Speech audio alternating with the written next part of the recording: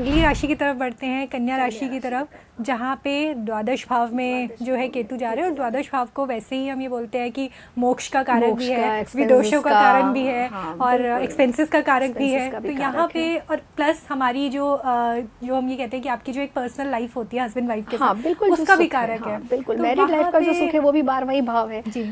वही तो प्रॉब्लम है, सबसे ज्यादा प्रॉब्लम वही है। तो देखिए मोक्ष का कारक तो है आ गया, तो जो करीब करीब जो प्रेडिक्शन है ना, जो लग्न में जो सिंह लग्न वालों का है वैसा ही मूड, वैसी स्थिति उनकी भी बनेगी, क्योंकि 12वां भाव और लगन भाव दोनों में केतु सेम रिजल्ट देता है। अब यहाँ पर लेकिन क्योंकि जिनकी नई शादियाँ हुई हैं है ना, उनके लिए थोड़ा समय अच्छा नहीं है, क्योंकि वहाँ पे केतु आ गए जहाँ पे हम कहते हैं शैया सुख का कारक, ठीक है ना। तो वहाँ पे दिक्कतें शुरू हो जाएगी, तो उनमें कहीं ना कहीं सेपरेशन का योग बन गया है। लेकिन यहाँ पर उनके लिए जो पॉजिटिव चीज़ है वो है 6th हाउस में राहु, वो बहुत प्रबल होता है। तो जिस काम के लिए वो बहुत समय से कोशिश कर रहे थे, इस टाइम पे उनको हरा नहीं सकता कोई भी, ठीक है। उनके शत्रु बिल्कुल डाउन हो जाएंगे, ये सबसे अच्छा है। क्योंकि हम बोलते हैं कि छठे भाव में राहु तो वैसे भी शत्रु हंता योग हो गया ना, तो उनके शत्रु जो बहुत समय से वो परेशान थे वो चीज़ें ठीक हो जाएंगी। लेकिन स्पिरिचुअलिटी में वो जाएंगे, यात्राएं करेंगे, बहुत ज़्यादा धार्मिक यात्राएं करेंगे, तीर्थ स्थान जाएंगे, क्योंकि जो बहुत समय से सोच रहे थे कि तीर्थ यात्रा करनी है वो इस समय वो करेंगे। अच्छा। और धन का अपव्यय क्या खर्च होगा, पूजा पाठ में मोस्टली खर्च होगा, तो वो अच्छी बात है ना, उनका प्रॉपर यूज। लेकिन आप एक रेमेडी भी होती जा रही है, एक रेमेडी भी होगी, क्योंकि धन का अगर वो धार्मिक स्थान पे दान करना शुरू कर देंगे, हो सकता है कोई मंदिर बनवाने में उनका योगदान बहुत ज्यादा हो, तो ऐसी स्थितियां आएंगी, ठीक है। इस टाइम पे उनको अगर वो मंदिर में दान करते हैं तो अच्छा रहता है। लेकिन मैं बार बार एक चीज़ कहती हूँ कि जब भी आप दान कीजिए तो एक बार अपनी कुंडली दिखवा लीजिए, क्योंकि हर दान हर व्यक्ति को सूट नहीं करता है, ठीक है ना। किसी की कुंडली में कोई ग्रह बहुत अच्छी स्थिति में, आप उसका दान अनजाने में करते जा रहे हैं, तो उस ग्रह को आपने बड़ा निर्बल कर दिया। तो ये चीज़ें थोड़ा ध्यान में रखें। तो कन्या राशि वालों के लिए अच्छा समय है। देखिए हर चीज़ अच्छा है। अब आपको वेपन मिल रहा है, जैसे मैंने पहले ही बताया, तो उसको यूटिलाइज कीजिए, ठीक है ना। अगर अच्छी चीज़ है तो इस टाइम पे आप, पहले आपका मन नहीं लगता था पूजा पाठ में, इस समय आपका मन लग रहा है तो लगा लीजिए उसमें मन, ठीक है। खेल कूद में आगे बढ़ सकते हैं। कॉम्पिटिटिव एग्जाम अगर दिया है तो उसका रिजल्ट इनके फेवर में आएगा, क्योंकि ये राहु इनको बहुत कुछ तो देकर जाएगा, कुछ विशेष देकर जाएगा छठे भाव में जो गोचर है। तो इस टाइम पे यूपीएससी के बच्चे अगर जो तैयारी कर रहे हैं तो उनकी रैंक आ सकती है।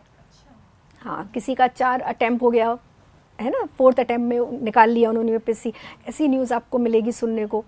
तो किसी रोग से कोई व्यक्ति बहुत दिनों से ग्रसित था वो ठीक होना शुरू हो जाएगा, ऐसी चीज़ें आएंगी। तो ओवरऑल क्योंकि अच्छा राहु सही जगह पे बैठ गया, इसलिए इनके लिए अच्छा, इन दोनों राशियों के लिए देखिए मैरिड लाइफ को छोड़ दिया जाए तो और चीज़ों के लिए बहुत अच्छा है। सिंह और कन्या दोनों के लिए मैरिड लाइफ में ये थोड़ा सा बैलेंस बना के रखें, है ना, तो ठीक रहेंगी चीज़ें। तो रितु जी, हम उपायों की तरफ बढ़े उससे पहले मैं एक चीज़ पूछना चाहती हूँ, क्योंकि अभी आपने भी मेंशन किया कि दान देने से पहले अपनी कुंडली में देख लेना चाहिए। एक चीज़ जो मुझे बार बार एक सवाल मेरे दिमाग में आता है कि कई बार क्या होता है ना, हम बिकॉज अब सोशल मीडिया पे हम लोग इतना एक्टिव रहते हैं, वहाँ पे उपायों के तौर पे कुछ भी बताया जाता है कि आप ये कर लीजिए, आप वो कर लीजिए, गुरु को मजबूत करना है ये करिए, बुद्ध को मजबूत करना है वो कीजिए, बहुत सारे उपाय। पर क्या कोई भी उपाय बिना कुंडली करे सही रहता है? मतलब मेरे लिए वो कितना सही है मुझे कैसे पता चलेगा? कुछ उपाय ऐसे होते हैं जो कि सबके लिए सही रहते हैं, जैसे मंत्र जाप। हमारा जो वैदिक क्या है प्रेडिक्शन की तरफ हम अब ये तो हमने अब शुरू किया है ना। पहले हमारे माता पिता थे तो वो क्या आध्यात्मिक ईश्वर को, जब भी कोई परेशानी आई ईश्वर के सामने प्रार्थना, दीपक जलाना, देखा होगा अपनी माता को, सबको, है ना। वो तो उपायों की तरफ नहीं जाते थे कि ये दबा दो, ये गाड़ दो, ये मिट्टी खोद के, ऐसा कोई उपाय पानी में बहा दो, वो तो उन्हें पता ही नहीं था। सिर्फ वो क्या करते थे, इष्ट की आराधना, और उनका इष्ट प्रबल कितना होता था, वो काम बनते भी थे। अगर उन्होंने अपने ठाकुर जी से बात बोल दी, मुझे आज भी, हाँ बिल्कुल, जैसे मैं तो बहुत स्पिरिचुअल फैमिली से हूँ, तो मुझे आज भी याद है कि मम्मी को अगर बोल दिया तो समझ लो वो काम होगा। अगर पढ़ाई कर रही हूँ और बोल दिया कि मम्मी मेरी इतनी आनी है परसेंटेज, और मम्मी ने कह दिया कि हाँ बेटा हो जाएगा, तो हो जाता है। और ये फैक्ट भी अब जब ज्योतिष पढ़ी तब समझ में आ रहा है, क्योंकि चंद्रमा माँ का कारक, तो आपका चंद्रमा, आपका मन, इतना इच्छा शक्ति इतनी प्रबल हो जाती है, जब कहते हैं ना यूनिवर्स आपका साथ देने लगता है, तो ये चीज़ें होती हैं। तो मंत्र, आप ईश्वर की पूजा पाठ, उससे लोग भाग रहे हैं। आपको मैं 100 उपाय बताऊंगी, आप 99 उपाय कर लोगे, ठीक है। अगर मैं आपको बताऊं कि ये काम करो, ये शाम के समय यहाँ चले जाइए, ये कर दीजिए, ठीक है, जौ लीजिए, वो पानी में बहा दीजिए, सब कर लोगे। लेकिन अगर एक उपाय बताऊंगी कि बेटा ये बैठ के 108 बार माला जाप करनी है, उसको आप अवॉइड करते हो, बैठा नहीं जाएगा ना, कंसंट्रेशन ही नहीं आएगा, कैसे नहीं आएगा। और जबकि वो एक उपाय, एक इष्ट आप साध लो ना, आपको कोई उपाय की जरूरत ही नहीं है, क्योंकि उन्होंने आपका बोझ ले लिया ना।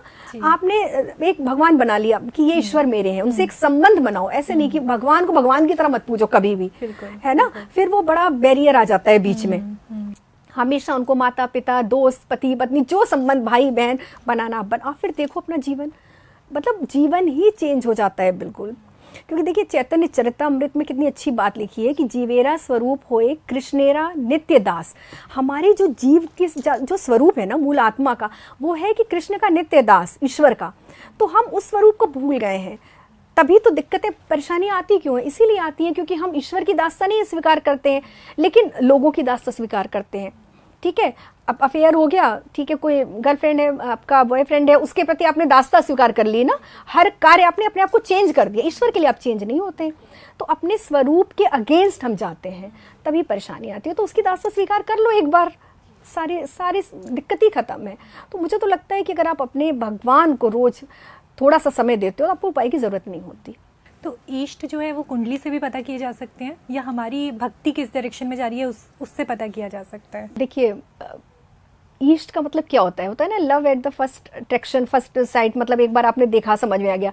आप बचपन से जा रहे हैं, मंदिर जा रहे हैं माता पिता के साथ, घर में मूर्तियां हैं, कोई ऐसे डेटी होते हैं जिनको देख के आपको लगता है कि बस यही है मेरे, है ना। मुझे कुंडली से तो वो तो बहुत सैकड़ों नियम है। देखिए, नियम पे आप जाओगे तो बहुत नियम है। आप पंचम भाव देखिए, नवम भाव देखिए, लगन देखिए, आपकी इष्ट ये। अब मैं थोड़ी बताऊंगी कि आपका इष्ट कौन होना चाहिए। आपको बचपन से कृष्ण प्यारे लग रहे हैं तो आप कृष्ण ही आपके इष्ट हुए ना, भले ही आपका गुरु नीच का है, कोई फर्क नहीं पड़ता।